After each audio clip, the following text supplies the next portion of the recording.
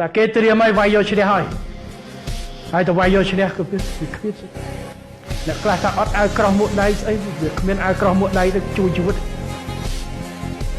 ឆន្ទៈស្មារតីប្រយុទ្ធជួយជីវិតមនុស្សឧបករណ៍គឺជាការគិតមកជំនាញ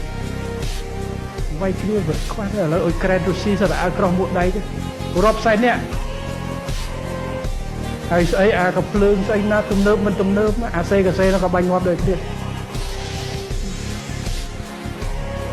តែកុំឲ្យវាយគ្នា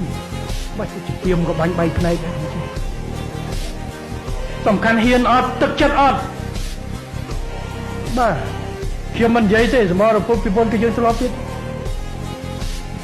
អាវក្រោះមួកដៃហ្នឹងដល់ពេលផ្ទុះអាវុធអ្នកខ្លះថាហ្នឹងធ្ងន់បោះចោលបាត់រត់បាត់ខ្ញុំមិននិយាយពីណាប៉ុន្តែរឿងហ្នឹងវាកើតមែនស្មារតីអញ្ចឹងបាននៅថាកុំបំផ្លាញស្មារតីកងទ័ពយើងពេលចិត្តប្រយុទ្ធពេលវេលាមកកកោនិយាយទៅតែពេលវេលានេះខ្ញុំមិនត្រូវការជជែកដេញដោលនៅពេលដែលខ្មែរឆ្លោះតែគ្នារឿងយោបាយរឿងតាហ៊ានរឿងអីទេនៅពេលដែលគេមើលគេជាសត្វចាបឯងតែកដោបជាមួយនឹងនេះគិតរឿងធំផង